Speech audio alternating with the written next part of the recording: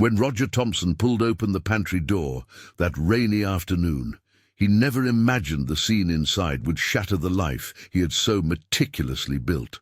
Two tiny girls, with thin, dirt-streaked faces, were desperately clinging to the cook's chest, sucking the last thread of hope from bellies that had been empty for days. The sharp, metallic scent of hunger hung heavy in the cold room, mingling with the silent tears of a mother hiding her children in shame and fear of losing the only job she had managed to secure in months. The successful CEO, accustomed to negotiating multi-million-dollar deals and commanding dozens of employees, felt the world stop before an image that ripped through his soul, dragging him back to a past he had fought his entire life to forget. What he didn't know was that saving those children would cost him everything he had constructed. It would destroy his marriage, ruin his company, and throw him into the depths alongside that woman and her daughters. But he also didn't know that, from the ashes of that destruction, something far greater than any fortune could buy would be born. Discover now how a single act of compassion transformed the lives of 4 people and proved that true love is found in the most improbable places, when all seems lost and hope is the only thing left. The rain hammered against the windows of the sprawling mansion in the Palisades as Roger Thompson parked his imported luxury sedan in the garage that Thursday afternoon. The 42-year-old executive had ended his meetings early, exhausted by the endless negotiations over hospital equipment that consumed his afternoons in Charlotte. The corporate city, known for its financial towers and relentless pace, seemed grey under the heavy, cloud-laden sky.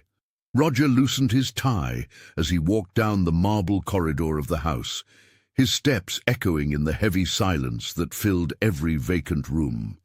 Faye, his 39-year-old wife, was certainly still at the company office, buried in spreadsheets and financial reports, as she always was when she wanted to avoid any deeper conversation with him. Their marriage had devolved into a cold, distant routine, where each lived their life as if the other were merely another piece of furniture in the house's impeccable decor. Roger's stomach rumbled, reminding him he had skipped lunch again. He decided to head to the kitchen for something to eat, but as he approached the pantry, he heard a muffled sound that made him pause mid-step. It was a low, contained weeping, mixed with other sounds he couldn't immediately identify. His heart sped up. Burglars? Impossible. The security system was active. He approached the slightly ajar pantry door slowly, and what he saw left him completely paralyzed, as if he'd been punched in the gut. Delilah Flores, the cook who had been working in the house for only 3 months, was sitting on the cold ceramic floor, leaning against shelves stocked with imported goods. In her arms, 2 small girls, identical twins who looked to be about 2 years old, were desperately suckling at her chest. The children were filthy, their clothes torn and stained, their thin faces marked by dried tears and the deep shadows of exhaustion that should never exist on creatures so young. They clung to Delilah's body with a strength that seemed to come from pure desperation, as if they feared that source of sustenance might vanish at any moment. Delilah cried silently, tears streaming down her face as she stroked the girl's matted hair, whispering low words of comfort that dissolved in the damp air of the pantry. Roger felt the air leave his lungs. The scene before him was one of silent cruelty that tore at something deep within his chest. The girls were starving. This was obvious from the desperate way they nursed, from the protruding bones visible beneath their pale skin, from the sunken eyes that closed in exhaustion even as they continued to suckle. How long had it been since those children had truly eaten? Days? A week? The executive knew that empty look, that expression of someone who had crossed the boundaries of hunger and reached a place from which it was hard to return. He knew because he had seen the same look in the eyes of his younger siblings when they were children, when they had to share a single piece of bread among 5 mouths in a cramped, cold apartment, when their stomachs ached so fiercely that sleep was the only escape possible. Delilah looked up and saw him standing in the doorway. Her face twisted into absolute panic. She tried to stand quickly, startling the girls who began to cry louder, clutching her tighter still. The cook trembled all over, her eyes wide like those of a cornered animal, her mouth opening and closing without managing to form words. Roger raised his hands in a gesture of calm, but his own voice came out choked when he finally managed to speak. "Delilah, what is going on here? Who are these children?" The 38-year-old woman hugged the girls against her chest, as if to protect or hide them, and the words tumbled out, interspersed with sobs she tried to suppress. "Mr. Thompson, I can explain. Please, don't fire me. I need this job. They are my nieces, sir, my sister Nina's daughters. She disappeared a week ago and left them with me. I have no one else. I have nowhere to go. I have no money. My paycheck isn't due for 10 days, and they were hungry, so hungry I didn't know what else to do. I'm sorry. I'm so sorry. I'll leave. I'll get out of here right now."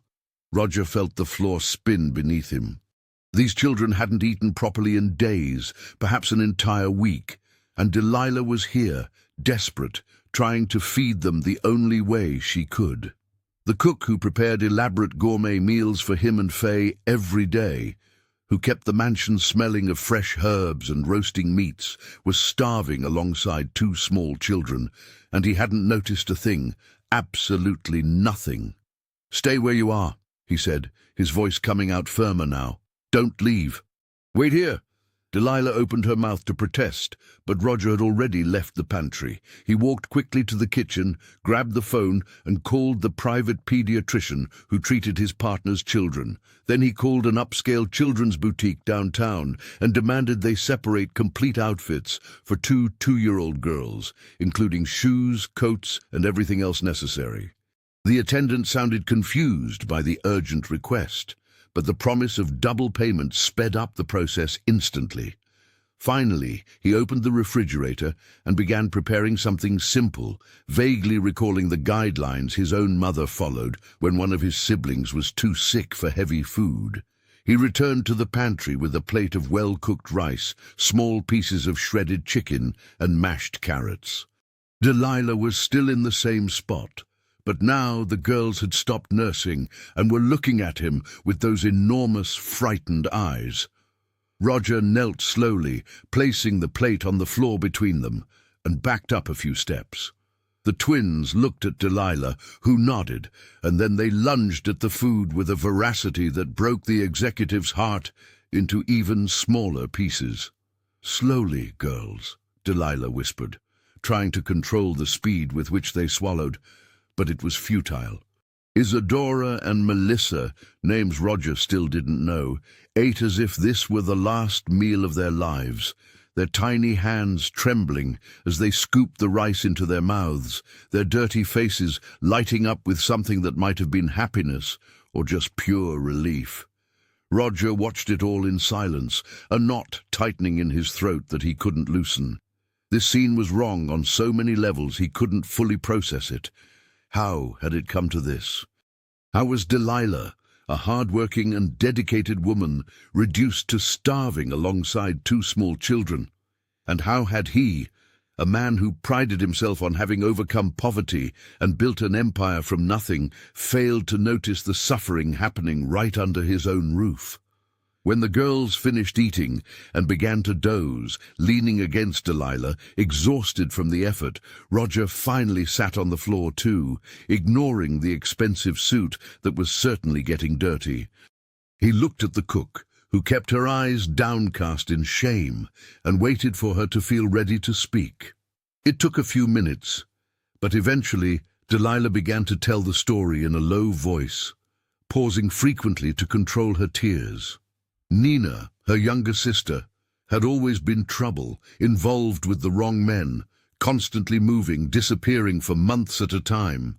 The twins were born 2 years ago from a relationship that ended badly, and since then Nina had struggled to raise the girls alone, accepting help from Delilah whenever things got too tough. The previous week, Nina had appeared at the door of the cramped studio apartment Delilah rented on the outskirts of Charlotte, dropped off Isadora and Melissa, saying she'd be back in a few hours, and simply vanished. She wasn't answering her phone, wasn't replying to texts. She had completely disappeared. Delilah became desperate, not knowing what to do, spending the little money she had saved to try and feed the girls while continuing to work at the Thompsons' mansion. "I used to leave them with Ms. Rodriguez, an elderly neighbor who watched them during the day," Delilah explained, her voice failing. "But she got sick last week, a bad flu, and couldn't take the girls anymore. I had no one, Mr. Thompson. I have no family here besides Nina, no close friends. I work so much I barely know the neighbors. I spent everything I had on medicine for Ms. Rodriguez, hoping she'd get better and help me again. But the money ran out and the girls started crying from hunger. I brought them today because I had no choice. I was going to leave them alone in the apartment or bring them with me, and the apartment is dangerous. There are exposed wires. The window doesn't close right." Roger raised his hand, interrupting the torrent of desperate words. "You did the right thing by bringing them, but why didn't you tell me? Why did you hide this?" Delilah finally looked at him, and in her brown eyes was so much fear and shame that Roger felt an urge to shout. "Because I knew what would happen, sir. I've worked in 7 houses before this one. Every time I mentioned in interviews that I had family responsibilities, that I sometimes needed flexible hours, that I had a niece or cousin to look after, no one hired me. I learned to lie, to say I had no one, that I could work as much as necessary. When I got this job, the best I've ever had, I thought I'd finally be able to stabilize, save money, have a better life. I couldn't lose it. I couldn't." The silence that followed was heavy as lead. Roger looked at the 2 sleeping girls, so small and fragile, and felt a dull anger rise within him. Not anger at Delilah, but at the entire system that forced a woman to choose between feeding children or keeping a job. Anger at himself for being part of that system, for never having questioned it, for never having seen beyond the polished surface of his comfortable life. "Take the girls up to the guest suite on the 2nd floor," he said, standing up and reaching out a hand to help Delilah. "I'll have clothes and toys brought up. The pediatrician will be here in an hour. They will stay here until you resolve the situation." Delilah looked at him as if she couldn't believe what she was hearing. "Sir, I can't accept this. It's too much. Mrs. Thompson will—" "Faye isn't here and won't be back before 9 tonight," Roger cut in. "And when she returns, I will explain the situation. This is non-negotiable, Delilah. These children need urgent care." The cook nodded, tears streaming down her face again as she carefully picked up the sleeping girls. Roger helped them ascend the wide staircase, carrying Melissa while Delilah held Isadora. The guest suite was impeccable and empty, like everything in the house, decorated in unused shades of beige and white. The girls were placed on the king-size bed, looking even smaller against the enormous pillows, and Roger pulled a clean blanket over their tiny bodies. In the ensuing hours, the silent mansion transformed into a whirlwind of activity. The pediatrician arrived and examined the twins carefully, diagnosing moderate malnutrition and dehydration, but nothing that couldn't be reversed with proper nutrition and constant care. The clothes arrived in huge bags, filling the room with vibrant colors that contrasted sharply with the lifeless decor of the house. Delilah never left the girl's side, watching the doctor's every move with total attention, and Roger noticed how she trembled whenever anyone approached the little ones, as if she expected them to be snatched away at any moment. When everything finally calmed down and the pediatrician left with a promise to return the next day, Roger found himself alone in the kitchen, preparing more food under the detailed instructions the doctor had left. He cut vegetables and measured portions precisely, remembering how his mother had made the exact same motions decades ago, when there was still hope they would all survive that brutal winter in the projects. But she hadn't survived. None of them had, except Roger, who was sent into foster care in the city at age 8, carrying enough guilt to last several lifetimes. He shook his head, pushing away the memories that led nowhere, and focused on the pot bubbling on the stove. Isadora and Melissa would have a different fate. He would guarantee it. But when he glanced at the wall clock and saw it was past 8 o'clock, Roger's stomach churned with dread. Faye would arrive soon, and explaining the twins' presence in the mansion would not be an easy conversation. His wife had made it clear on countless occasions over the years that she did not want children, not their own, and certainly not anyone else's near her. The mere mention of the subject triggered icy arguments that ended with slamming doors and silences that lasted for days. Roger carried the food tray upstairs, finding Delilah sitting on the edge of the bed, watching the girls sleep with an expression of profound exhaustion. She thanked him quietly and began to eat slowly, as if she had forgotten how to do it properly. The executive sat in the armchair by the window, watching the rain still falling outside, and tried to find the right words for the confrontation that was approaching. The sound of the garage door opening echoed through the silent house at 9:15 that night. Firm footsteps on the marble, the click of Faye's high heels resonating like gunshots in the tense silence. Roger stood up, looked one last time at Delilah and the girls, and left the room, carefully closing the door behind him.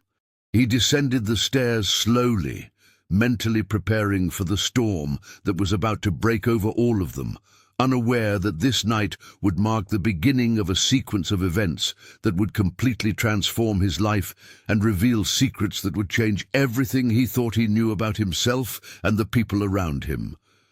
Faye Thompson dropped her Italian leather tote onto the entryway console and slipped off her stilettos with an irritated sigh. Days in the CFO role at Roger's firm were increasingly draining, not because of the numbers themselves, which she mastered easily, but because of the endless meetings with vendors who insisted on questioning her decisions. She loosened the tight bun that held her impeccable blonde hair and walked toward the kitchen, expecting to find the house empty as usual. Roger would probably already be locked in his home office, immersed in projects and spreadsheets, maintaining the comfortable distance they had both established years ago in their marriage. But upon entering the living room, she found her husband standing in the middle of the room, his shoulders tense, his hands shoved into the pockets of his wrinkled suit pants. There was something different in the air, a tension Faye recognized immediately. She paused, narrowing her cold green eyes at him. "What happened?" she asked, her voice controlled but sharp around the edges. "Problems with the company?" Roger took a deep breath, searching for the words he had mentally rehearsed over the last hour. "It's not about the company. It's about Delilah, our cook. She's going through a difficult situation, and I offered help." Faye crossed her arms, her expression already hardening. "What kind of situation?" "She's caring for 2 small girls, 2-year-old twins. Her sister disappeared a week ago and left the children with her. Delilah has no money, no help, and the girls were starving." He paused, watching the change in his wife's face. "I brought them here. They are in the guest suite." The silence that followed was absolute.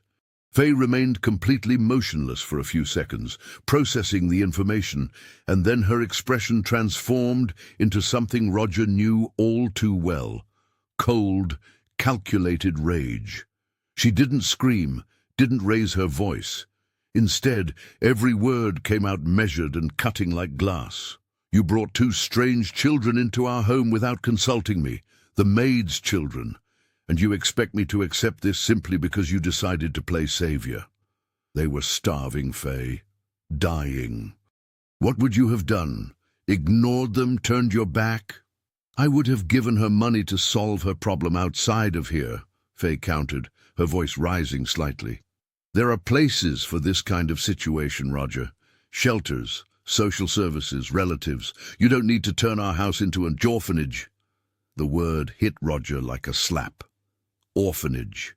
She knew exactly what that word meant to him, knew every painful detail of the childhood he rarely mentioned. And yet she had chosen to use that word in that tone, like a sharp weapon aimed where it hurt the most. "They will stay here until the situation is resolved," he said, his voice coming out firmer than he expected. "I am not sending starving children back to a cramped apartment in the projects. I won't do it." Faye took a step forward, her eyes locked on his. "You're letting yourself be carried away by emotion and that pathetic obsession with your miserable past. I understand you had a hard childhood, Roger, but that doesn't mean you need to save every poor child in the world. These girls are not our responsibility." "They are the responsibility of any decent human being," he retorted. "And they are staying here." The argument continued for 20 more minutes, escalating and subsiding in intensity, until Faye finally spun on her heels and marched up the stairs toward the master bedroom, slamming the door hard enough to make the pictures on the walls tremble. Roger stood alone in the living room, his heart pounding in his chest, knowing that this battle was far from over. His wife was not the type to accept defeat, and he could sense that something far worse was coming. In the following days, a strange routine settled into the Palisades mansion. Isadora and Melissa stayed in the guest suite with Delilah, who divided her time between caring for the girls and preparing the household meals. The twins were visibly recovering, their faces gaining color, their eyes losing that frightened, empty look. They laughed now, playing with the new toys Roger kept buying, and they started calling Delilah Mommy in tiny voices that melted the executive's heart every time he passed the hallway and heard them. Faye, for her part, simply ignored the children's existence. She left early for the office and returned late, avoiding any area of the house where the girls might be, and maintaining a glacial silence with her husband that was more effective than any shouting match. Roger noticed the poisoned glances she shot Delilah during the few times they crossed paths, but the cook kept her head down and pretended not to notice, dedicating all her attention to the twins. It was a Tuesday, 2 weeks after the girls' arrival, when everything truly began to fall apart. Roger was in his home office, reviewing contracts, when he heard rapid footsteps on the stairs and Delilah's voice calling for him, laced with panic. He jumped up and found the cook in the hallway, her face white, holding a crumpled piece of paper in her trembling hands. "Mr. Thompson, I need to tell you something. I lied to you. The girls, they are not my nieces." The words tumbled out, desperate. "They are my daughters, my own children. I lied because I was terrified of losing the job, but I can't carry this burden anymore. You've been so good to us, and I kept lying." Roger stood still, processing the information. Part of him had already suspected it because of the way Delilah looked at the girls, how she held them, how her entire body bent in worry when one of them coughed or cried. But hearing the confirmation still caught him off guard. "Why did you hide this?" he asked, keeping his voice calm despite the turmoil of emotions. Delilah sank onto the top step, her legs seemingly unable to hold her weight any longer. And then, slowly, she told the true story. The abusive relationship with a man who mistreated and humiliated her. The unplanned pregnancy he met with violence. The expulsion from home when she was 7 months along. The difficult birth in the public hospital, alone, with no one to hold her hand. The next 2 years spent fighting to survive, taking any job, living in increasingly smaller and more precarious rooms. The painful decision to hide her motherhood in job interviews because no one wanted to hire a single mother with small twins. "I used to leave them with Ms. Rodriguez, a neighbor who charged almost half my salary to watch them during the day," Delilah explained, tears streaming freely now. "I worked from 7 in the morning to 7 at night here, then rushed back to get the girls, bathe them, put them to sleep, and then I'd stay awake taking on extra cleaning jobs for neighbors, doing laundry, anything to earn a few extra dollars. I slept 3 hours a night, sir. 3 hours, and still it wasn't enough. The money was never enough." She recounted how the situation worsened when Ms. Rodriguez fell ill the previous week.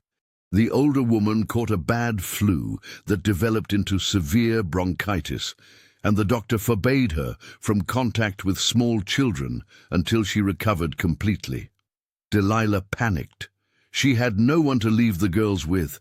She couldn't miss work because she desperately needed the paycheck, and she had already spent her last savings buying medicine for the neighbor, attempting to speed up the recovery and be able to rely on her help again. I had no choice. I started leaving the girls alone in the apartment while I worked. Delilah's voice broke completely. I locked the door, left water and crackers, and prayed nothing would happen. But they were so small, sir, 2 years old. They cried, they were scared. And I was here, pretending everything was fine, preparing your gourmet meals while my own daughters were starving. Roger felt his throat tighten. He knelt beside Delilah, unsure exactly what to do or say. The situation was worse than he had imagined, the pain deeper, the desperation more real. Why didn't you ask for help? Why didn't you tell me sooner? Because I knew what would happen, Delilah replied, looking at him with red, swollen eyes. I've been through this 7 times, sir, 7 different jobs. Every time I mentioned having daughters, I saw the expression change on people's faces. Oh, she'll need to call out when the kids are sick. She won't be able to work overtime. She'll be a problem. No one would hire me. I learned to lie, to create stories about nieces, cousins, sisters, anything but admitting I was a mother. The ensuing silence was broken only by the sound of the rain starting to fall outside again. Roger stood up, offered his hand to help Delilah do the same, and spoke with a conviction that surprised even himself. You and the girls will stay here, and you don't need to lie about anything anymore. We will find a solution together. But in the following days, Roger realized something was wrong.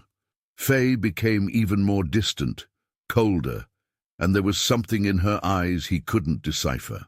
She came home late every night, locked herself in the master suite, and when he tried to talk, she cut him off with acidic comments about his ridiculous charities and his sick obsession with the past. It was a Thursday night, 3 weeks after the twins arrived, that everything finally exploded.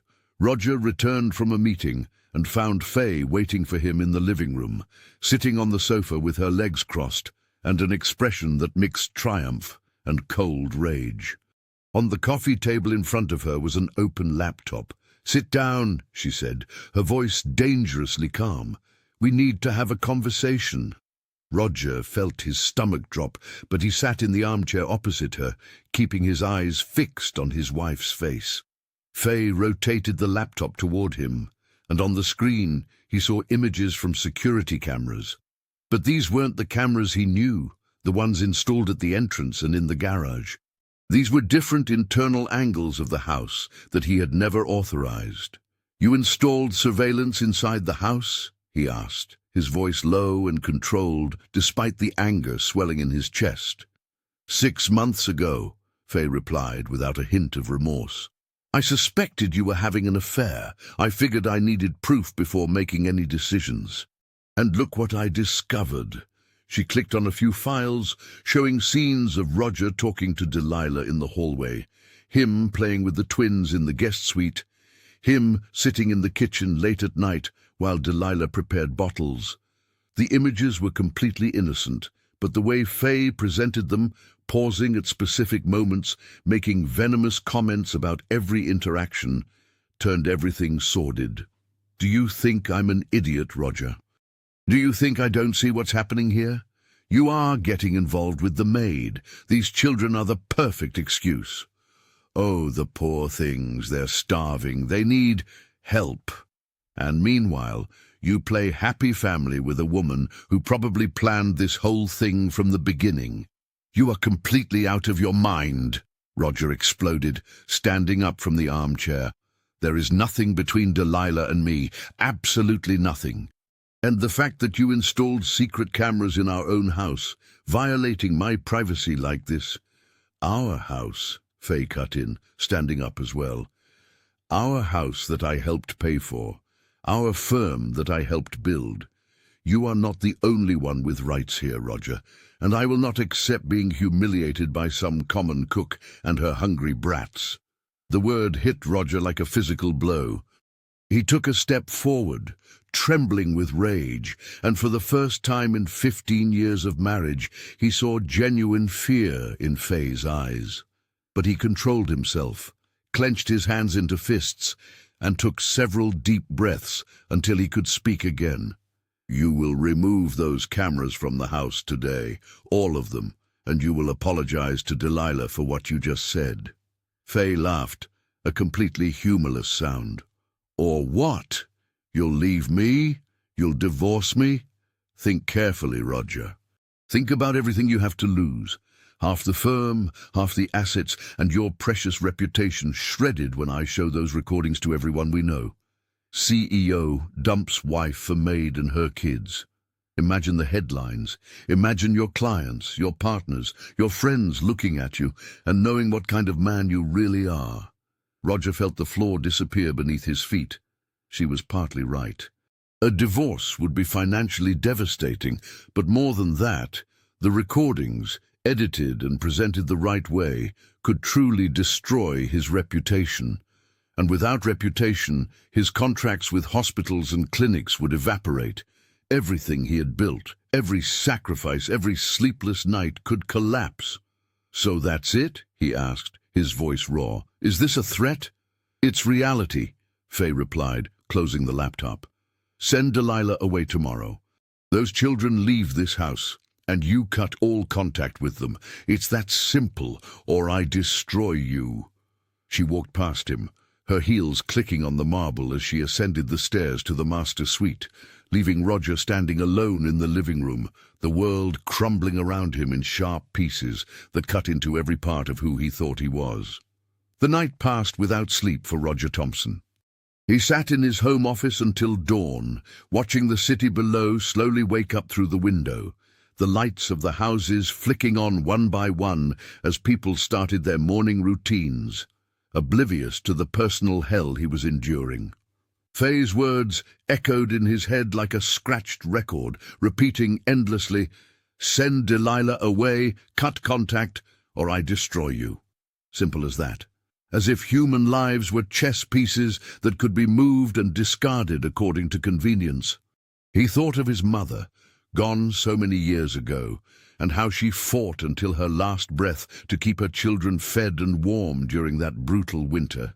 He remembered the look on her face when she finally realized she couldn't manage, that hunger and cold were two powerful enemies, and how she held his hand in the makeshift hospital bed in their living room, whispering that he needed to be strong, that he needed to survive. Roger was 8 years old and didn't fully understand what was happening until it was too late, until he was sent into the system, carrying a guilt that never fully left him. Now, decades later, he faced a similar choice: save his career and his wealth, or help 2 children who desperately needed him. The difference was that this time he had power, he had resources, he had a choice. And that choice was tearing him apart inside.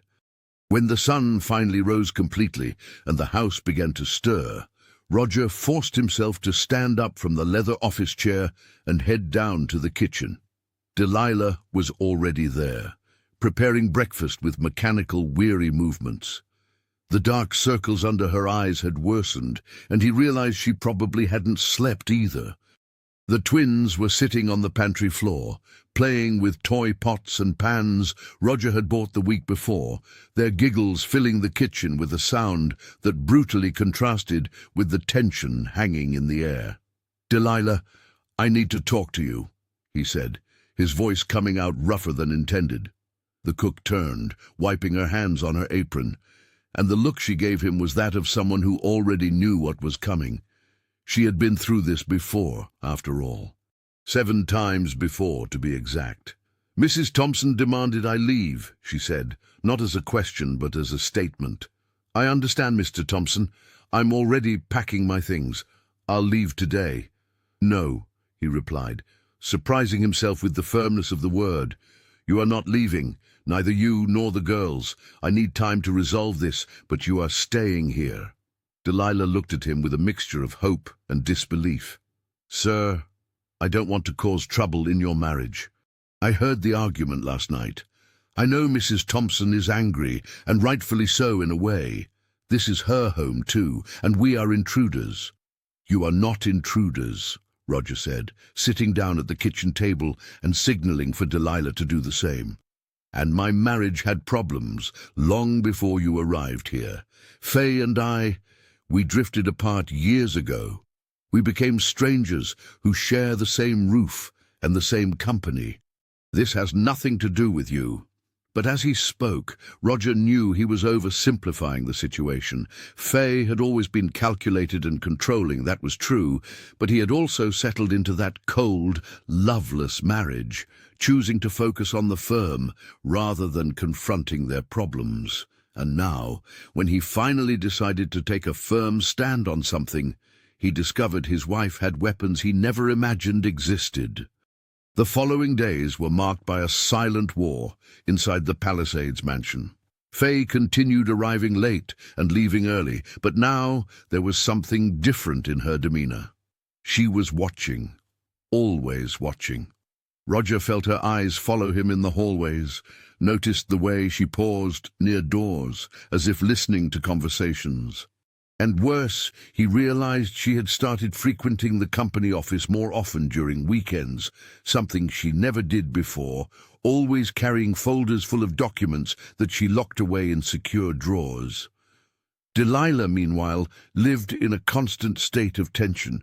She moved through the house like a ghost, speaking softly, avoiding noise, trying to make her presence and that of the girls as invisible as possible. Isadora and Melissa, sensitive to the heavy atmosphere, had become quieter too, losing some of that recovered joy that had filled the mansion in the first weeks. It was a Friday afternoon, nearly a month after the twins' arrival, that Roger decided to confront Faye directly about the cameras. He waited for her to return from the office and intercepted her in the living room, blocking her path to the stairs. "Are the cameras still installed?" he asked bluntly. Faye looked at him with a neutral expression. "Yes, and they will stay until you do what I asked." "Then let's talk about this properly. Sit down." To his surprise, Faye sat on the sofa, crossed her legs, and waited. Roger sat in the armchair opposite her, trying to organize the thoughts that had been spinning in his head for weeks. "I know our marriage hasn't been right for a long time," he began. "We both know that. But installing secret cameras, spying on me, threatening to destroy my reputation, that goes beyond any problem we've had. That is necessary," Faye finished. "You've changed, Roger. In the last few months, especially after that woman and her daughter showed up, you've turned into someone else, someone I don't recognize, someone who is more concerned with playing hero for strangers than maintaining what we built together. They are not strangers. They are human beings in need. And there are thousands of human beings in need in this city, this state, this country. You can't save them all, Roger, and you shouldn't try, especially when it jeopardizes everything we have." Roger leaned forward, elbows resting on his knees. "Tell me one thing, Faye. When was the last time you cared about anything besides money and status? When was the last time you felt genuine compassion for anyone?" Faye's eyes gleamed with something dangerous. "Don't hit me with a moral lecture, Roger. You grew up poor, I know that. Everyone knows that because you love telling your little rags-to-riches story at parties and events. Look at me, I came from nothing and built an empire. But do you know the truth? You got where you are because you were just as cold and calculating as I am. You fired people, closed deals that disadvantage your partners, charge sky-high interest when necessary. Don't delude yourself into thinking you're better than me just because you decided to have a sudden burst of conscience." The words hurt because they contained a truth Roger preferred not to examine closely. He had made difficult choices over the years, some of them ethically questionable, but he always justified it to himself that it was necessary, that it was business, that there was no room for sentimentality in the corporate world. Now hearing Faye throw it in his face, He wondered when exactly he had become the person he swore he would never be. "Perhaps you're right," he admitted, his voice low. "Maybe I lost my way. But that doesn't change the fact that Delilah and the girls need help, and I am going to help them." "Then you've made your choice," Faye said, rising from the sofa, "and I've made mine. Starting Monday, I'll begin speaking with lawyers. I will initiate divorce proceedings, and I will ensure you lose everything you worked so hard to build. The recordings will go everywhere. Clients, partners, the press. Your name will become synonymous with scandal. Good luck keeping your contracts after that." She started up the stairs, but Roger called her back. "Faye, wait. What if I have something on you too?" She stopped, turned slowly, and for the first time Roger saw a crack in the mask of absolute confidence she always wore. "What are you talking about? You're not the only one who can investigate. In the last few days, I asked a friendly accountant to take a closer look at the firm's books. The real books, not the versions you show me in meetings." Faye's face visibly paled. Bingo! Roger had thrown a bluff based on a vague suspicion that had been growing over the last few months, small inconsistencies in financial reports that he had never thoroughly investigated because he blindly trusted his wife. But her reaction confirmed that something was seriously wrong. "You have nothing on me," she said, but her voice was less firm now. "I have transfers to accounts I don't recognize. I have purchases for equipment that never reached our inventory. I have fake invoices for services that were never rendered. Do you want to continue this conversation, or do you want to stop while there's still time?" The silence that followed was thick enough to suffocate. Faye descended the steps slowly, approached Roger, and when she spoke, her voice was laced with pure venom. "You won't use that against me. If you do, I'll destroy you regardless. And if I go down, I guarantee I'm taking you with me. Think carefully, Roger. Is it worth losing everything for 2 children who aren't even yours?" She walked up the stairs and slammed the master suite door so hard that a picture frame on the wall fell, the glass shattering on the marble floor. Roger stood alone in the living room, his heart pounding in his chest, realizing he had just declared war against his own wife, without being absolutely certain he had enough ammunition to win. In the following nights, Roger barely slept. He spent hours in his office, reviewing every financial document he could access, searching for concrete evidence of the embezzlement he suspected. And there it was, clear as day. Faye had been careful, but not careful enough. Small amounts regularly transferred to accounts in the name of shell corporations, inflated purchases of equipment, contracts with non-existent vendors. Over the course of 3 years, she had diverted almost $200,000 from the firm. The discovery should have filled him with rage, but instead, Roger felt only a deep emptiness. He had married this woman, built a life alongside her, trusted her completely. And the whole time, she was stealing from him, preparing her exit, accumulating resources for the day she decided to leave. The marriage was even deader than he imagined. Meanwhile, Delilah's situation was also becoming complicated.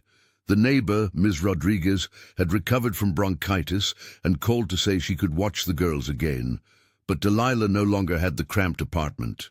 The landlord had rented it to someone else after she failed to appear for over a month. All her belongings, some clothes, old kitchen utensils, family photos, had been thrown out. She was, literally, left with nothing but the clothes on her back and her 2 daughters. Roger found her crying in the kitchen late one night after putting the girls to sleep. She was sitting on the floor, her back against the cabinets, sobbing softly with her hands covering her face. He sat down beside her on the cold floor, saying nothing for a few minutes, just being present. "I don't know what to do anymore, Mr. Thompson," she said between sobs. "I lost everything, my apartment, my things, and now I'm going to lose this job too. And the girls. How will I feed my daughters? How will I give them a roof over their heads?" "You are not going to lose your job," he replied, "and you won't be homeless. But Mrs. Thompson, let me worry about Faye. You worry about your daughters and staying strong. I'll handle the rest. But even as he spoke those words with conviction, Roger knew he was making promises he might not be able to keep.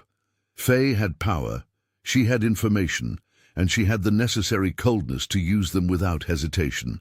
He, on the other hand, had only an accusation of embezzlement and the hope that it would be enough to force a draw in the marital war he had stumbled into. It was then, in the early hours of that morning, sitting on the kitchen floor beside a broken woman with her daughters sleeping upstairs, that Roger made a decision that would change everything. He wouldn't just confront Faye with the proof of embezzlement. He would offer a deal. A quick and quiet divorce, no public scandals, no leaked recordings, no mutual accusations. She would keep part of the assets, he would keep the firm, and they would each go their separate ways. Simple as that. But when he presented the proposal to Faye on Sunday afternoon, her reaction was far different than he expected. She listened in silence, her lips forming a thin line, her eyes calculating every word. And then she smiled. A small, dangerous smile that sent a chill down Roger's spine. "You really think you discovered something, don't you? You think you caught me?" She laughed, a humorless sound. "Roger, darling, those discrepancies you found, I let you find them. I left trails on purpose, small enough not to raise suspicion, but big enough for you to feel clever when you discovered them, because I knew that eventually you would try to blackmail me, and I needed something to use against you." Roger felt his stomach drop. "What are you talking about?" "I'm talking about how all those transfers, all those fake contracts, they have your signature too. You approved everything, Roger. There are documents, emails, recorded conversations. If I go down for embezzlement, you go down with me. Except for me, $200,000 means nothing. I have much more stashed away in places you'll never find. But for you, with your reputation as an honest, self-made man of integrity, this means the end of everything." Roger's legs weakened, and he had to lean against the table. She had planned everything, every step, every move. He wasn't playing chess with his wife. He was being manipulated by a master strategist who had already predicted all his possible moves. "So what do you want?" he asked, his voice defeated. "I already told you what I want. Send Delilah and those children away. Cut all contact. Our marriage goes back to what it was, civilized, distant, and functional. You continue to be the respectable executive. I continue to be the dedicated wife. Simple as that. And if I refuse, then Monday morning, copies of all the compromising documents go to the IRS, your biggest clients, and 3 different newspapers. By the end of the week, you'll be under investigation for fund diversion, tax fraud, and corporate mismanagement. Your company will tank, your reputation will turn to dust. And Delilah, well, she'll be out on the street anyway, only this time she'll have to deal with the fact that you lost everything trying to help her." Faye grabbed her purse and walked up to the master suite, leaving Roger alone in the living room, the world crumbling in slow motion around him, seeing no possible way out of the nightmare his life had become. Sunday dragged on like an eternity for Roger Thompson. He spent the day locked in his office, staring fixedly at the documents he thought were his salvation, but which now revealed themselves to be carefully prepared traps set by his own wife. His every signature, every email approving transfers he barely remembered reading, everything was there, meticulously organized to incriminate him along with Faye, should she decide to pull the trigger. He had been so naive, so blinded by trust, that he didn't even notice when he started signing his own sentence. From upstairs came the muffled sounds of the twins playing, their childish giggles penetrating the thick walls of the mansion and reaching the office as painful reminders of what was at stake. Isadora and Melissa had fully recovered in the past weeks. Their thin, pale faces now had color, their cheeks were fuller, their eyes sparkled with the vibrancy all children should possess. They ran through the hallways, exploring every corner of the huge house with infinite curiosity, and called for Delilah with that absolute confidence only small children can have in their mothers. And Delilah. Roger closed his eyes and saw her face marked by years of struggle and suffering, yet still capable of smiling when she looked at her daughters. She worked tirelessly, cooking, cleaning, caring for the girls, all while carrying the weight of uncertainty about the future. He had promised he would fix everything, that she and the twins would be safe. But now that promise felt as empty as the dead marriage he was trying to maintain out of sheer convenience. Night fell over Charlotte, bringing with it a thin fog that covered the city's outskirts. Roger finally left the office and climbed the stairs, his heavy steps echoing in the silent house. He passed the guest suite where Delilah had put the girls to sleep. The door was slightly ajar, and he could see the two little ones curled up together, breathing softly under the fluffy blanket. Delilah was sitting in a chair beside the bed, mending one of Melissa's torn outfits with slow, weary movements. She looked up when she sensed his presence at the door, and the expression of worry that crossed her face made Roger's heart clench. He signaled for her to step out of the room, and they walked to the back balcony, where they could talk without waking the children. "Mr. Thompson, are you all right?" "You look terrible," Delilah said, as soon as they closed the balcony door. He leaned against the railing, looking out at the garden plunged in shadows. "Delilah, I need to be honest with you. The situation is worse than I imagined. Faye has evidence against me, things she planted over the years without me realizing it. If I confront her, she'll take me down with her, and if I fall, I won't be able to help you and the girls." The silence that followed was broken only by the distant sound of a dog barking. Delilah slowly approached and stood beside him, also looking out at the dark garden. "So you're going to send us away?" she said. And it wasn't a question. "I don't want to, but I don't see another way out. If I lose everything, you'll be on the street anyway, only this time I won't have the means to help." Delilah nodded slowly, her hands trembling slightly as they gripped the railing. "I understand. I always knew this day would come, honestly. Good things don't last long for people like me. You get used to the fall." The resignation in her voice, that painful acceptance that suffering was her inevitable destiny, broke something inside Roger. He turned to her, grasped her shoulders, and forced her to face him. "No, it won't be like that. Give me 1 more week. 1 week to find a real solution. You and the girls stay here. I will figure out a way to resolve this without us all losing everything." "But you just said—" "I know what I said, but I'm not giving up that easily." "Not this time." Delilah looked at him with tears glistening in her eyes, wanting to believe but afraid to allow herself hope. Roger pulled her into an impulsive hug, feeling her tremble against his chest, and silently promised that he would find a way out, even though he had no idea how. The following week was one of the most intense and stressful periods of Roger's life. He spent every free hour investigating the firm's finances with the help of the friendly accountant, searching for any loophole, any mistake by Faye that he could exploit. But she had been too meticulous. Every trail led back to him too. Every piece of evidence incriminated him alongside her. It was a perfect system of mutually assured destruction. Meanwhile, the tension in the mansion reached unbearable levels. Faye practically stopped speaking to him, communicating only through cold notes left in the kitchen or short texts. She came home late every night, and Roger began to suspect she was having an affair. But at that point, it was the least of his problems.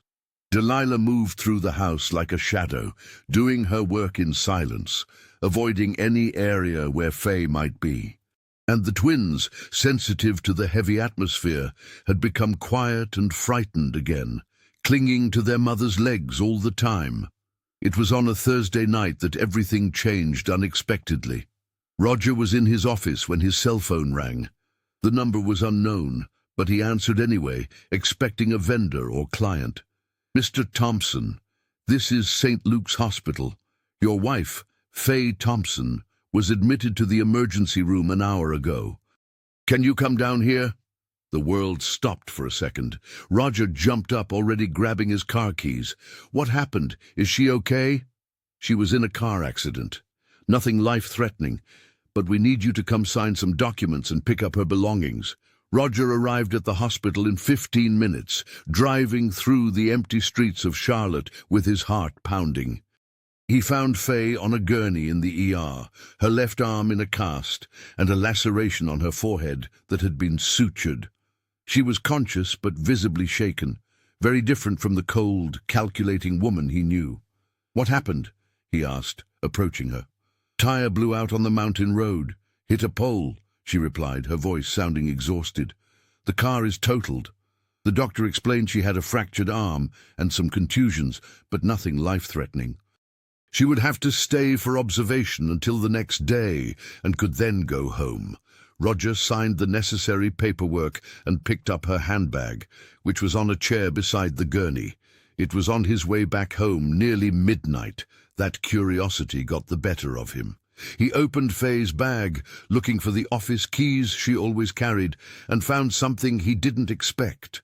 A flash drive clipped inside an inner pocket with a sticker reading, "Backup, confidential." His heart raced. It would be highly risky to look at the contents without permission, but the temptation was too great. As soon as he arrived home, he went straight to his office and plugged the flash drive into his computer. What he saw over the next 2 hours completely changed his understanding of the situation. The flash drive contained copies of all the compromising documents Faye had mentioned, but it also contained something more.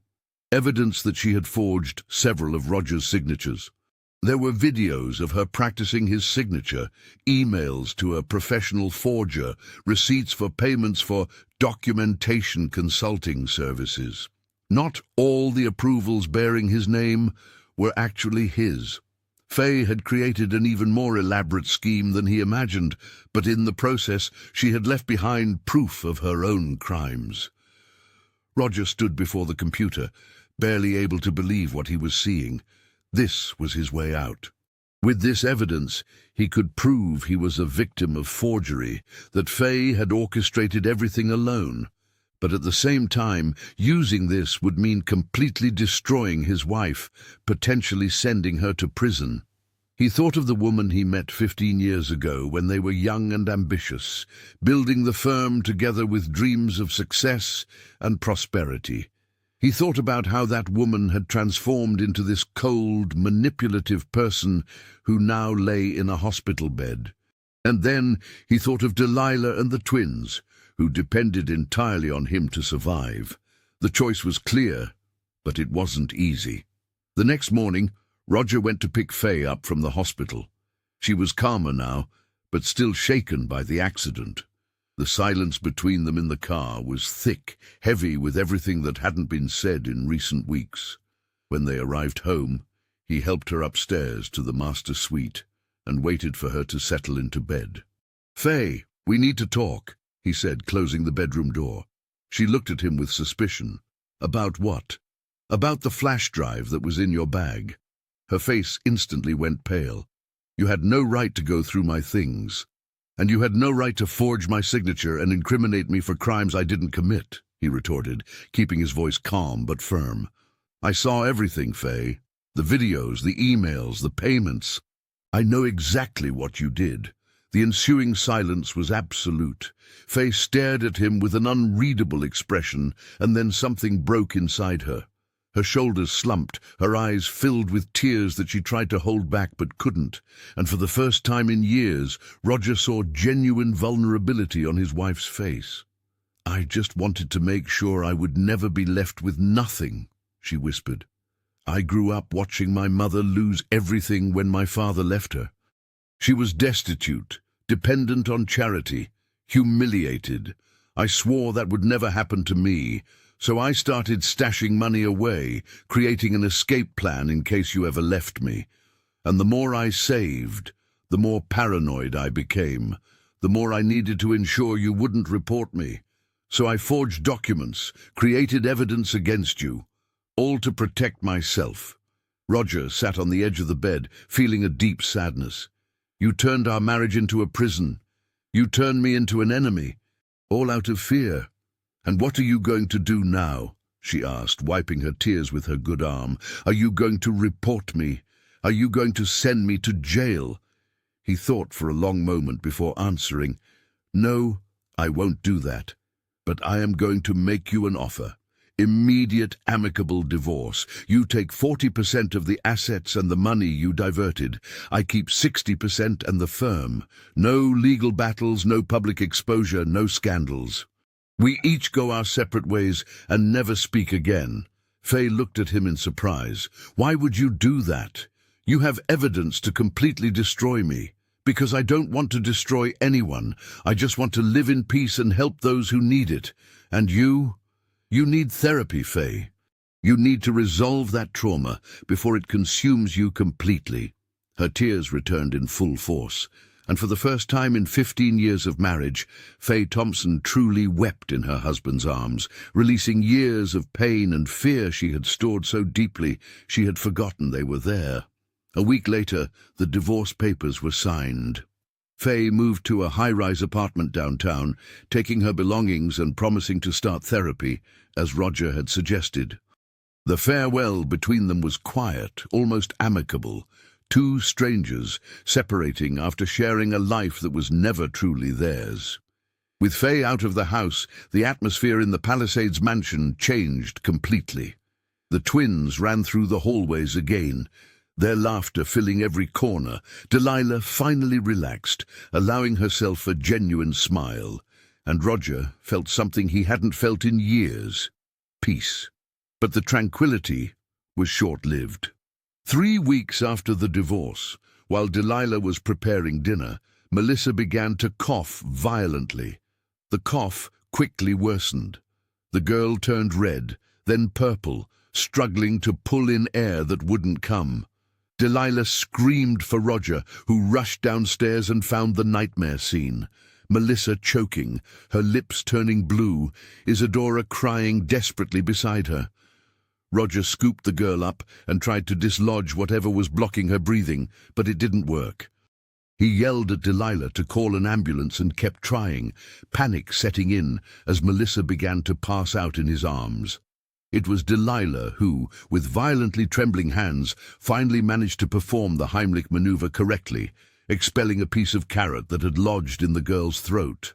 Melissa began breathing again, crying loudly and clinging to her mother, and the ambulance arrived minutes later to take her to the hospital as a precaution. Roger drove behind the ambulance, his hands shaking so much he could barely hold the steering wheel, realizing for the first time the absolute fragility of life, how everything could change in seconds, how he had almost lost this child he had come to love, as if she were his own daughter. At the hospital, while they waited for the doctors to finish examining Melissa, Delilah turned to Roger with tears streaming down her face. "Thank you. Thank you for being here. For helping us, for caring. I don't know what we would do without you, sir." Roger held her hand, and in that moment, sitting in the cold hospital corridor, something shifted between them. It was no longer just an employer-employee relationship or benefactor-beneficiary. It was something deeper, a connection forged in shared suffering and the joint fight for survival. "Delilah, I need to tell you something," he said, his voice husky with emotion. "About my past, about why I care so much about you and the girls." And then, for the first time in his life, Roger told his complete story to someone.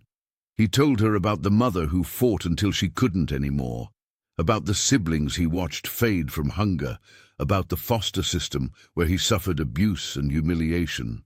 He told her about the nights on the streets, stealing food to survive, sleeping in cardboard boxes. He told her about his first job in an auto shop where the owner exploited him for meager pay. And he told her about the decision to change, to study at night, work by day, to build something better, even when everyone said it was impossible. Delilah listened in silence, and when he finished, She just held his hand tighter, finally understanding why this rich, successful executive cared so deeply about a poor cook and her hungry daughters. Melissa was discharged the next day, fully recovered from the scare, but something had permanently changed at that hospital. Roger had made a decision that had been brewing for weeks, and now he finally had the courage to execute it. "Delilah, I have a proposal for you," he said when they returned home.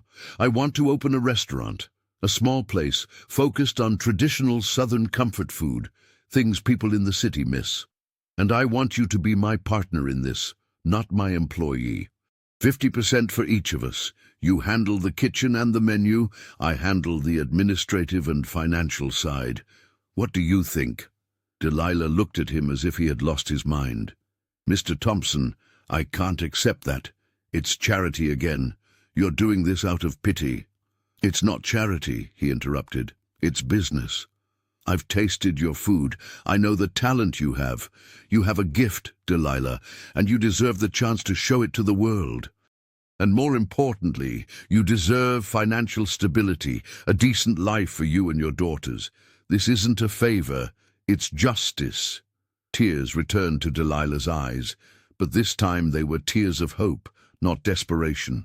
She nodded slowly, barely able to believe this was actually happening. But that very night, when everyone was asleep, Roger received a call that would make everything collapse once again. It was from a major client, the largest buyer of his hospital equipment, cancelling all contracts with immediate effect. "Mr. Thompson, we've received concerning information regarding your firm, ethical questions, possible financial irregularities. We can no longer maintain a partnership under these circumstances." Roger tried to argue, to ask for explanations, but the man hung up. And in the following minutes, 3 other major clients called with similar messages. Someone had leaked information about the embezzlement, the accusations, everything, and Roger was certain who it was. Faye had activated her final bomb before exiting the scene. Friday morning dawned grey over Charlotte, with heavy clouds promising rain at any moment. Roger Thompson hadn't slept all night. After the devastating calls from clients cancelling contracts, he spent hours trying to contain the damage, calling other partners, sending explanatory emails, trying to find out exactly what information had leaked and how. But it was like trying to hold water in his hands. With every passing hour, another client pulled away, another business opportunity vanished, another piece of the empire he had built over 20 years dissolved into thin air. At 6 in the morning, he finally gave up trying to sleep and headed down to the kitchen. Delilah was already there, preparing coffee as she did every morning, but she stopped as soon as she saw his face. Roger's eyes were red and sunken, his stubble giving him a dishevelled appearance that contrasted with the always impeccable executive she knew. "Mr. Thompson, what happened?" she asked, dropping the mug she was holding. He sat heavily in one of the kitchen chairs, burying his head in his hands. "Faye leaked information about the firm. Not everything, but enough to plant doubts in the clients' minds. I lost 4 major contracts last night. By the end of the week, I'll probably lose all the others." The silence that followed was broken only by the sound of the kettle beginning to boil. Delilah turned off the stove and sat across from him, her hands trembling slightly. "Does this mean the restaurant—" "Won't happen," Roger finished, raising his head to look at her. "At least not now. Maybe never. Without the firm, I don't have the capital to invest in new businesses. And worse, Delilah, without the firm, I can't keep this house. I can't pay your salary. Everything is going to collapse." Tears began to stream down Delilah's face before she could even try to stop them. She had allowed herself hope. She had believed that things were finally improving, that she and the girls would have a real chance at a decent life. And now everything was falling apart again, as it always did in her life. "I understand," she said, her voice cracking. "How much time do we have? When do I need to leave?" The question broke Roger's heart into even smaller pieces. "No, you are not leaving. At least not yet. I will sell the house if I have to. I will sell everything, but I will ensure you and the girls have a place to live first. Mr. Thompson, you can't do that. You've already done too much for us. I can and I will, he replied with a firmness he didn't feel. But I need to be honest with you about the severity of the situation. In the coming weeks, everything is going to get much worse before it gets better. And it did. Much worse. In the following days, the collapse was rapid and brutal. More clients cancelled contracts, suppliers demanded early payments, and rumors about financial irregularities at Roger's firm spread through the city like wildfire. He tried to contain the damage, scheduled meetings with the remaining clients, presented all the documentation proving his innocence, but the stain on his reputation was already set. In the business world, suspicion was just as damaging as proven guilt. The friendly accountant who had helped him investigate Faye called on a Tuesday with even worse news. Roger, the IRS has opened an investigation into your firm. Someone filed an anonymous tip with compromising documents. Even if you prove you were a victim of forgery, the process will take months, maybe years. And until then, no client will want to do business with you. Roger hung up the phone and stood in his office, looking at the walls covered with certificates and awards he had earned over the years. Entrepreneur of the Year in 2018, Award for Excellence in Hospital Management in 2020, Honorable Mention from the Charlotte Chamber of Commerce. All those accolades seemed like worthless paper now, empty trophies of a life that was being systematically destroyed. The worst part was knowing that Faye was doing this on purpose, even after the amicable divorce, even after he had chosen not to completely destroy her when he had the chance. She was fulfilling her original threat, only in a more subtle and devastating way. There was no scandalous public exposure, no newspaper headlines, just a slow poison being injected into the veins of his professional reputation, killing his firm little by little. He picked up the phone and called Faye. She answered on the third ring, her voice neutral and distant. "What do you want, Roger?" "Why are you doing this? We made a deal. You walked away with a fortune in the divorce. I left you alone. Why continue attacking me?" The silence on the other end of the line was too long. When Faye finally answered, there was something different in her voice. It wasn't rage or vengeance. It was pain. "Because you chose her over me. You chose that cook and her brats instead of saving our marriage. 15 years together, Roger. 15 years building everything by your side, and you threw it away for 2 children who aren't even yours. Our marriage has been dead for years, Faye. You know that." "It was dead because you let me die," she retorted, her voice rising. "You were so obsessed with your work, with your traumatic past, with your guilt, that you never truly saw me. You never tried to understand my fears, my insecurities. I turned into this cold, calculating person because it was the only way to survive beside you." Roger fell silent, processing those words. There was truth there, a painful truth he preferred not to examine. He had married Faye for convenience, because she was useful for business, because she understood his work. But he had never truly loved her, never emotionally connected with her. And she, in turn, had responded by building increasingly higher walls, protecting herself from constant rejection by becoming someone who didn't need love. "Faye, I'm sorry. I'm sorry for everything. But destroying my firm won't fix our failed marriage. It will only ensure we are both miserable." "I am already miserable," she replied. And for the first time since the divorce, Roger heard real vulnerability in her voice. "I wake up every day in an empty high-rise. I go to therapy and talk about how I wasted my entire life building an armor that protected me from everything, including the possibility of being happy. And then I look out the window and I see you, playing with those girls in the garden of the mansion that used to be ours, smiling in a way you never smiled for me. And I hate you for it, Roger. I hate you for being able to move on while I am trapped in this hole of loneliness and regret." She hung up before he could answer. Roger stood holding the phone, feeling a deep sadness. There were no villains in this story, only hurt people hurting other people, an endless cycle of pain and revenge that led no one anywhere. But even understanding Faye's pain didn't change the fact that his firm was dying. By the end of that week, he had to lay off half his employees.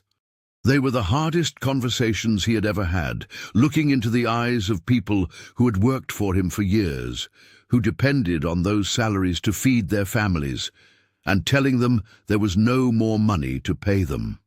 Delilah watched everything in silence, seeing the man who had saved her slowly crumble.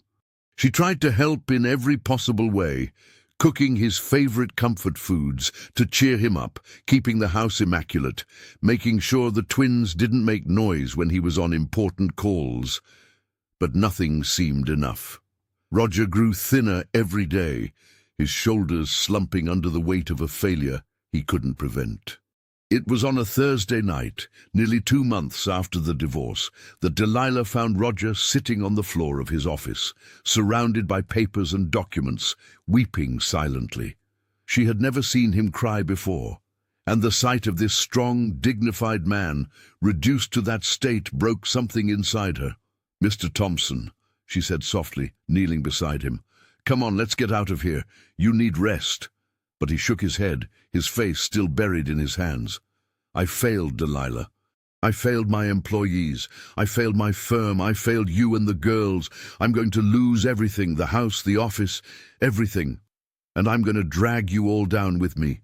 "No," Delilah said firmly, taking his face between her hands and forcing him to look at her. "You did not fail. You are the only person in my entire life who truly cared, who helped us without expecting anything in return, who treated me like a human being and not disposable trash. You gave me hope when I had none left. That is not failure, Mr. Thompson. That is the most beautiful thing anyone has ever done for me." Tears streamed down both their faces now. Roger pulled Delilah into a tight embrace, holding on to her as if she were the only solid thing in a world that was collapsing around them. And in that moment, on the cold office floor, something definitively shifted between them. They were no longer boss and employee, or benefactor and beneficiary. They were two wounded souls finding solace in each other. But reality knocked on the door the next day. The bank called, informing Roger that the mansion would be foreclosed upon if he didn't pay the overdue mortgage in 30 days. 30 days to come up with $300,000 that he didn't have, or lose the house where Delilah and the girls had finally found security. Roger spent the following days trying to raise money in every possible way. He sold his imported luxury sedan for half its value, liquidated investments at a huge loss, and asked friends for loans, who looked at him with pity but refused, citing the delicate state of his reputation. He managed to gather only $120,000, less than half of what was needed. With each passing day, the deadline approached and the desperation mounted. Delilah tried to save money on everything, buying the cheapest groceries, turning off unnecessary lights, reducing expenses to the minimum. The twins, now almost 3, sensed the tension and became quieter, playing silently in the guest suite, their big eyes watching the adults with a worry that children so small shouldn't have. It was on a Tuesday afternoon, with only 1 week left before the bank's deadline, that Delilah found an envelope tucked under the kitchen door. It had no sender, just her name written by hand. She opened it with trembling hands and found old, time-yellowed newspaper clippings. She started reading and felt the world spin. The reports were from 25 years ago, from a city newspaper. 17-year-old saves children from fire at group home. The grainy photo showed a thin, dirty teenager being attended to by firefighters, burns on his arms. The name, Roger Thompson. The article recounted how he had entered the burning building 3 times, each time carrying a child out, risking his own life. The last time, part of the ceiling collapsed on him, leaving permanent scars. There were other reports. Former street kid earns scholarship to technical college. Young entrepreneur opens first business at 21. CEO donates equipment to public hospital. Each article told a piece of Roger's history that he had never fully shared. A lifetime of struggle, sacrifice, and overcoming against all odds. But the most recent article from just 3 years ago was what shocked Delilah the most. Charlotte executive loses lawsuit to ex-partner, pays unjust multi-million-dollar settlement. The story explained how Roger had been forced to pay $2 million to a former business partner who sued him with false accusations of breach of contract. Even proving his innocence later, the money had already been paid and was never recovered. That loss had almost broken the firm back then, and it was what forced him to accept Faye as a major partner to save the business. Delilah dropped the papers and ran to the office. Roger was on the phone, arguing with someone from the bank, his voice tired and defeated. She waited for him to hang up and then threw the clippings onto the desk. "Who sent you this?" he asked, paling as he saw the articles. "I don't know. It was under the door. Mr. Thompson, why did you never tell me all this? Why did you hide these things?" He sighed heavily, running his hands over his face. "Because it doesn't matter, Delilah. The past doesn't change the present. I saved children in that fire, but I couldn't save my own siblings from starvation. I built a firm, but I'm about to lose everything. I helped you and the girls, but I'm going to end up putting you out on the street. What's the point of talking about old victories when everything I touch now turns to dust?" "The point is that you don't give up," Delilah replied, sitting on the edge of the desk. "You went through worse things than this, and you survived. And you will survive again. We will survive together." But even as she spoke those words with conviction, Delilah felt the icy fear in her stomach. They had 7 days left before losing the house, and there were no miracles on the horizon. It was that night, after putting the girls to sleep, that Delilah had a desperate idea. She came down to the kitchen where Roger was sitting alone, drinking cold coffee and staring blankly ahead. "Mr. Thompson, I have a proposal. Let's open the restaurant now, not the way we planned, not with large investment and a full structure. Let's start small my way, the way I've always survived. Let's sell food on the street, make delivery meals, plates, use social media to advertise. It won't save the mansion, but it might give us enough money to rent a small house and start over." Roger looked at her as if she had lost her mind. "Delilah, I don't even have money to buy ingredients, much less set up any kind of business." "Then let's sell everything of value in this house. The jewelry left from the divorce, the expensive paintings, the antique furniture. Let's turn everything into capital and invest in the one thing that never fails, good, honest food." There was something in her determination, in the absolute strength of this woman who had lost everything so many times but kept getting up, that ignited a spark of hope in Roger's extinguished heart. Maybe she was right. Maybe the solution wasn't to try to save the empire he built, but to start over from scratch, in the most basic and human way possible. "All right," he finally said. "Let's try. But if we fail, if we lose everything, do you promise you won't blame me?" Delilah smiled, and it was the first genuine smile he had seen in weeks. "I promise. But we won't fail, Mr. Thompson. This time, we will win together." In the following 7 days, they worked harder than they ever had in their lives. They sold everything of value in the mansion, managing to gather another $50,000. It wasn't enough to save the house, but it was enough to buy ingredients, basic kitchen equipment, and rent a tiny space on a busy street downtown. Delilah created simple but delicious recipes of traditional Southern comfort food, while Roger used his last connections to promote on social media and secure the first customers. The day they had to leave the mansion was one of the most painful in Roger's life. He walked through the empty corridors one last time, remembering everything that had happened there. The day he found Delilah feeding the starving twins, the arguments with Faye, the girls' laughter echoing through the house, All turning into memory now, Delilah found him in the empty living room, looking one last time at the garden where the girls used to play. She held his hand in silence, and together they walked out, closing the mansion door forever. But when they arrived at the tiny apartment they had rented on the city outskirts, where the four of them would have to squeeze into a space smaller than the mansion's pantry, something surprising happened. The twins, instead of crying or complaining, ran inside laughing, exploring every corner as if it were the greatest adventure. And Delilah, looking at that cramped space, said something that would forever be etched in Roger's memory.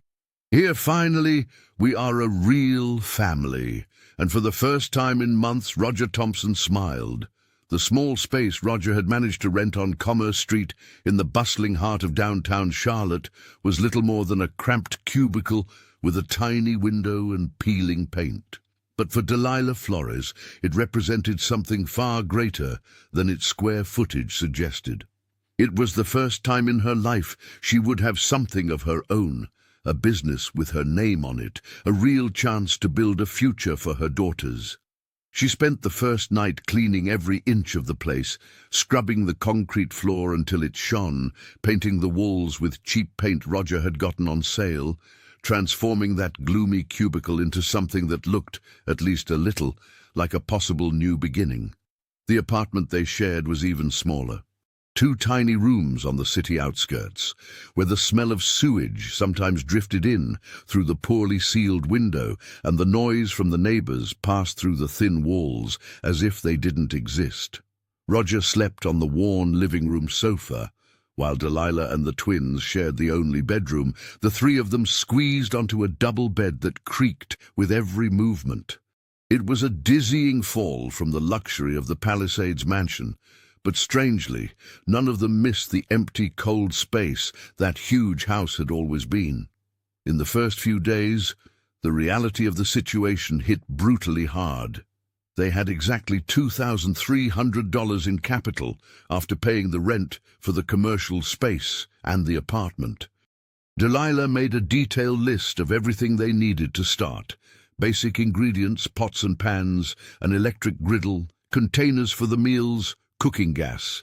Every penny counted. Every purchase was calculated 3 times before being made. There was no room for error. Roger, accustomed to negotiating multi-million-dollar contracts, now found himself haggling prices at the municipal market, asking for discounts from vendors who looked at him with suspicion. "Aren't you that executive who used to be in the paper?" asked a produce vendor, eyes narrowed. "What happened? Did you fall from grace?" The humiliation burned, but he swallowed his pride and continued negotiating, managing to save $50 on a purchase that would have originally cost $120. Delilah prepared the menu for the first week with what they had: shrimp and grits, fried chicken, collard greens, cornbread, and banana pudding. Simple recipes executed with perfection, using techniques she had learned from her grandmother decades ago. The aroma wafting from that tiny kitchen would make anyone on the street stop and salivate. It was the smell of food made with love, care, and soul. The first week was devastating. They sold only 12 meals at $10 each. $120 in revenue against $300 in costs. The loss was unsustainable. Roger tried to promote on social media, but his personal account had been blocked by Faye, who still had access to the password and sabotaged everything before he could change it. He created a new profile for the restaurant, but without followers, without reach. The posts vanished into the internet's infinite void. "It's not going to work," he said on Thursday night, sitting on the apartment floor, calculating and recalculating the numbers in an old notebook. "At this rate, the money runs out in 2 weeks. Delilah was washing dishes in the tiny kitchen sink, her hands red and chapped from the cold water and cheap soap.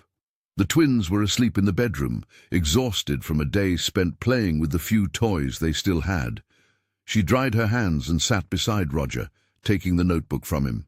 "Then we have 2 weeks to make it work," she said with a conviction that didn't match their desperate situation. Tomorrow, I'm leaving the house at 5 in the morning, and I'm going personally to every office, every store, every firm downtown offering meals. I'll leave free samples, I'll do tastings, I'll show people that our food is worth every penny. Delilah, you can't leave at 5 in the morning. Who will watch the girls? You will, she replied, looking him in the eyes. It's time for us to be real partners, Mr. Thompson. I handle production and sales. You handle the girls and the administrative side. Without that, it won't work. For the first time in his life, Roger Thompson, the successful executive who had managed teams of hundreds of employees, woke up at 5:30 in the morning to prepare breakfast for 2 3-year-old girls. Isadora spilled milk on her clothes twice. Melissa cried because she wanted her mother, and he burned the toast on the old frying pan that had no temperature control. But somehow, 2 hours later, the girls were clean, fed, and playing with cardboard boxes he had turned into improvised playhouses. Meanwhile, Delilah walked the streets of downtown Charlotte, carrying a heavy cooler full of samples. She entered every establishment, offered a small plate of food for them to try, and left a handmade business card with the restaurant's phone number. Most people thanked her politely and dismissed her. Some didn't even look at her, too busy with their routines. But some, just some, tasted the food, and their eyes lit up. "Where did you learn to cook like this?" asked an accountant from a small firm, savoring the collard greens. "My grandmother used to make it just like this." "It's been years since I've had real comfort food." That man became their first regular client. He ordered 15 meals a week for his office. The next day, a teacher who had tried a sample called, ordering 20 meals for a school gathering.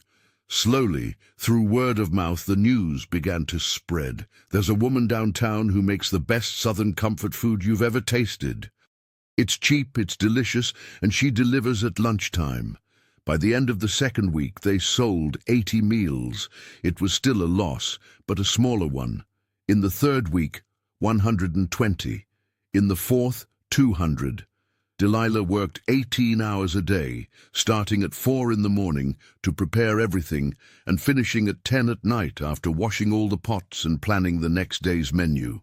Roger watched the girls during the day, did the shopping, managed orders over the phone, and helped in the kitchen at night, peeling vegetables and washing dishes with the calloused hands of someone who had never done that work before. But the exhaustion was brutal. Delilah lost 20 pounds in a month, her eyes always sunken with purple circles, her hands trembling from exhaustion. Roger developed chronic back pain from sleeping on the hard sofa and carrying heavy boxes of groceries.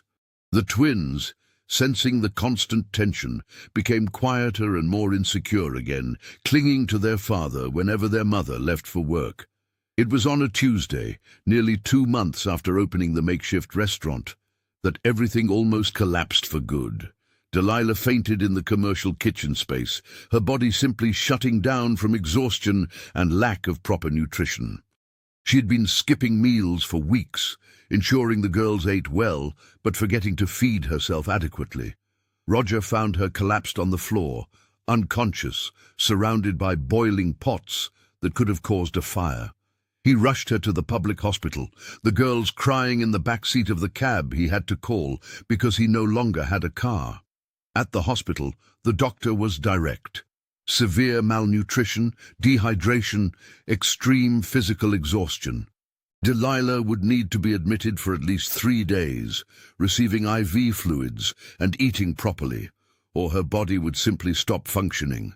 Roger sat in the hard chair beside the gurney where Delilah slept, sedated, the twins finally quiet in his arms.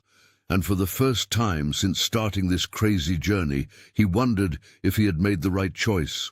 He had dragged this woman and her daughters to the bottom with him. The mansion was empty luxury, but at least there they weren't starving, weren't working to exhaustion, weren't living on the absolute edge of survival. "Mr. Thompson."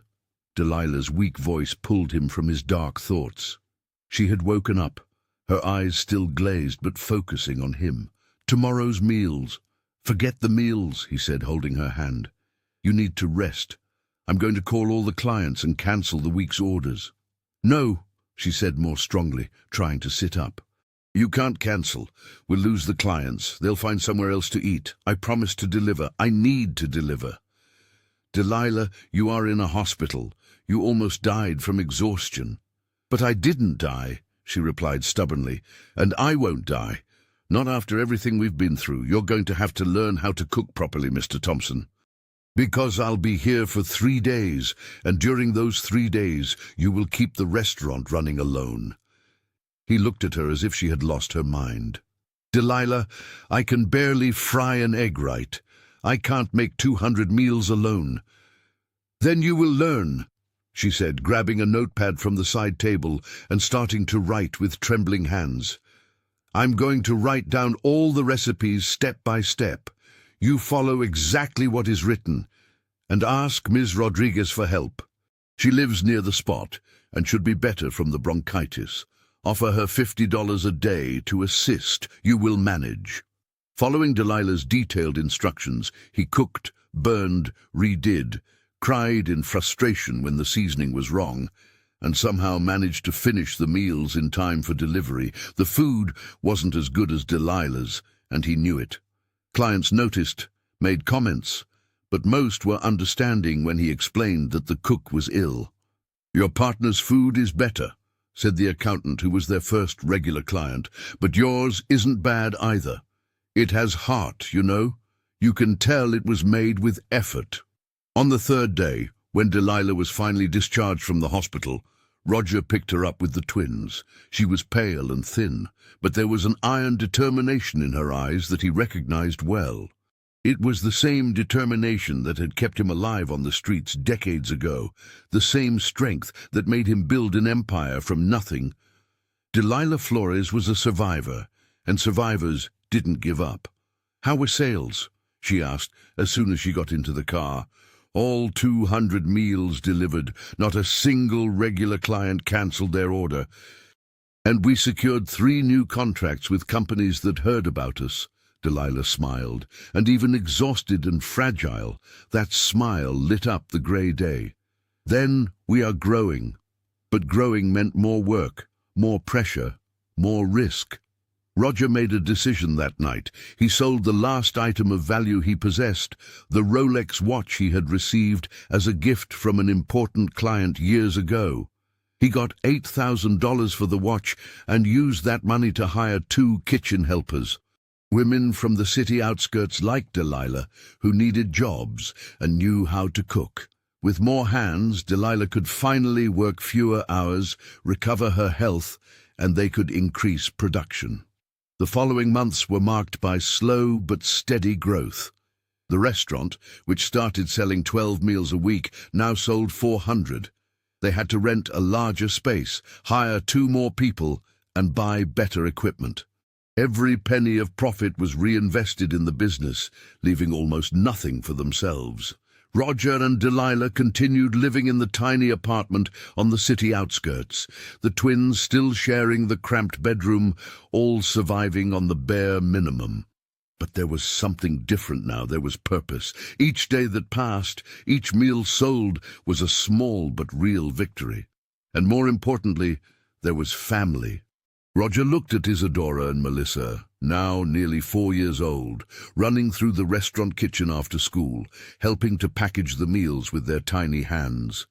And he felt something he had never felt before: belonging, unconditional love. The feeling that finally, after 42 years of living, he had found his place in the world. Delilah was also changing. The weight of the world she had always carried on her shoulders seemed lighter now. She laughed more, allowed herself moments of rest, and sometimes, when she thought no one was looking, Roger saw her watching her daughters with an expression of peace he had never seen before. She no longer had to hide, no longer had to lie about who she was, or pretend the girls didn't exist. For the first time in her life, Delilah Flores could simply be herself. The connection between Roger and Delilah also deepened in ways neither of them expected. They spent hours talking at night, after the girls were asleep, sharing stories of their lives, dreams they had kept hidden, fears they had never confessed. Roger told her about the recurring nightmares of the fire at the group home, the screaming children, the collapsing ceiling. Delilah told him about the abusive relationship that left her pregnant, the scars she still carried not only on her body, but in her soul, the constant fear of not being good enough for her daughters. It was during one of those late-night conversations, 6 months after opening the restaurant, that Roger finally found the courage to say what had been growing in his heart for a long time. "Delilah, I need to tell you something. And you might think it's crazy, you might think it's just gratitude or confusion, but it's not. I fell in love with you. I don't know exactly when it happened. Maybe it was that first day when I saw you feeding the girls in the pantry, or maybe it grew slowly over all these months. But I love you. I love you. I love the girls. I love this crazy life we built together." Delilah was silent for so long that Roger thought he had made a terrible mistake. But then she turned to him, tears streaming down her face, and smiled. "I love you too, Roger. And I'm scared of it because every time I allowed myself to love someone in my life, I ended up hurt. But you are different. You saw me at my worst and didn't turn away. You lost everything and still chose to stay by our side. How could I not love a man like that?" They kissed for the first time right there, on the old sofa in the cramped apartment, surrounded by the sounds of the city sleeping outside. It wasn't a movie kiss. It wasn't perfect or cinematic.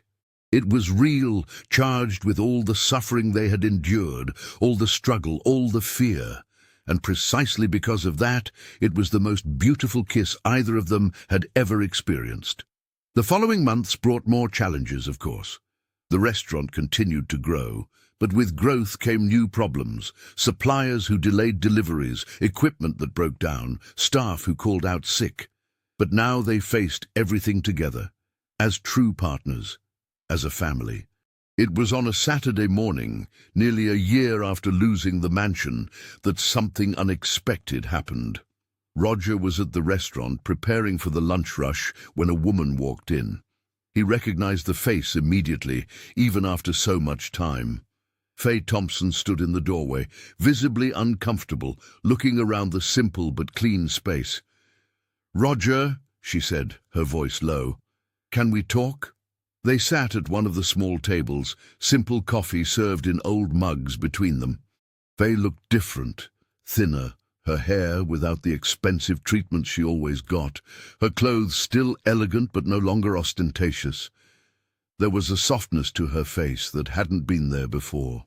"I came to apologize," she began, her hands trembling slightly as she held the mug, "for what I did, for everything. I ruined your firm, your reputation. I almost completely destroyed your life.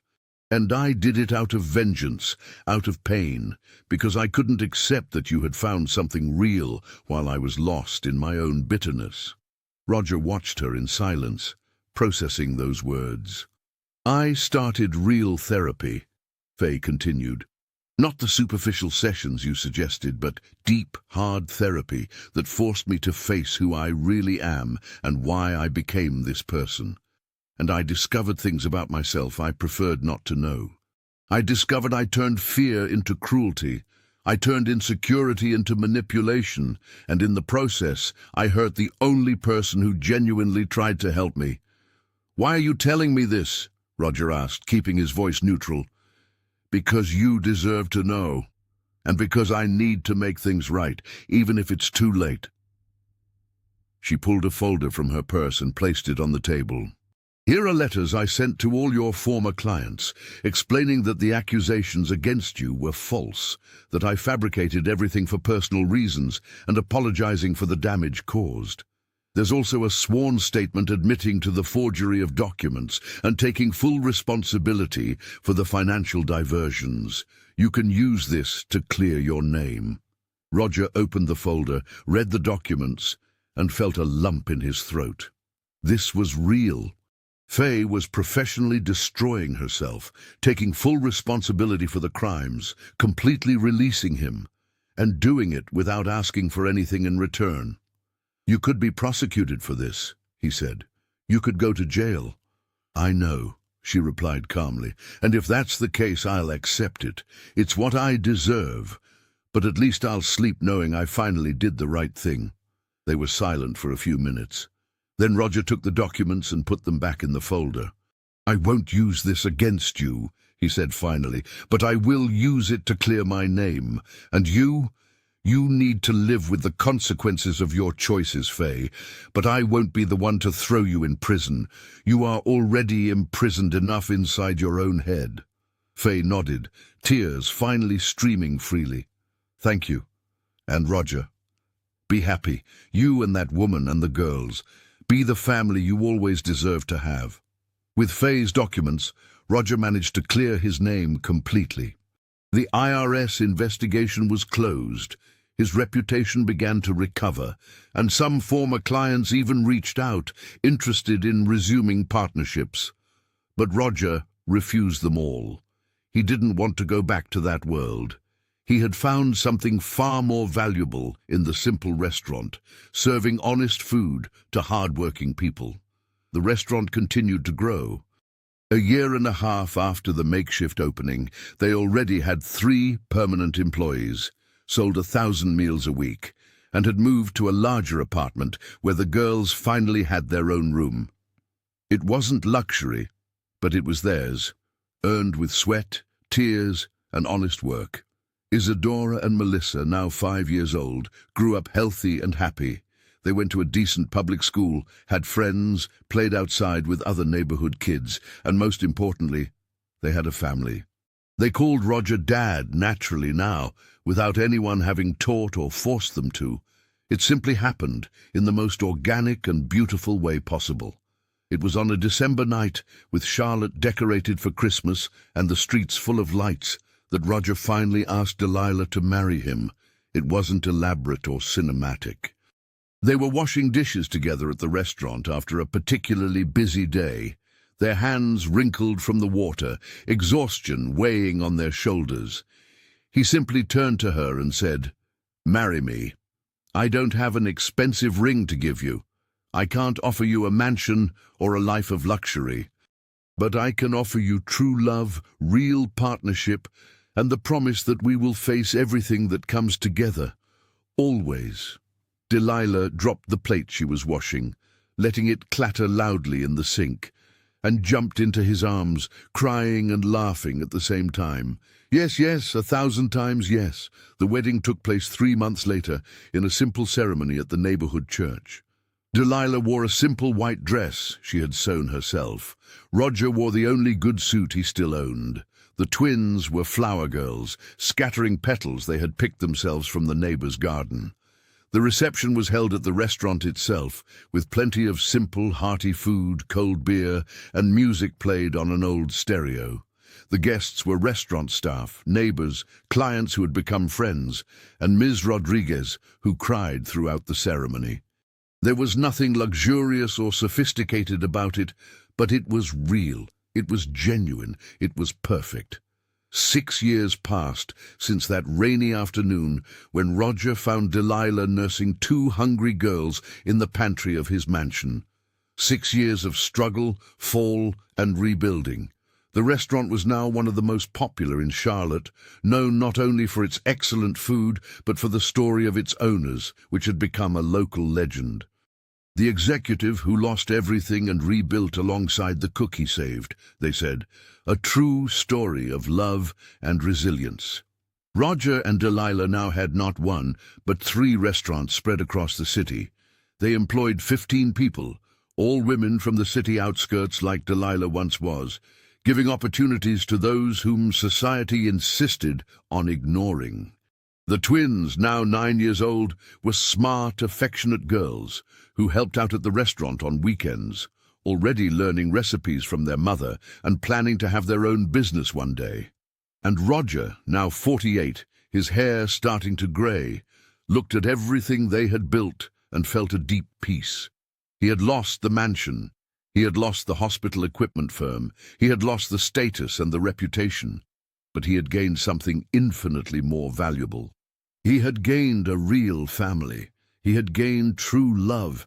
He had gained the chance to be, finally, the person he always wanted to be.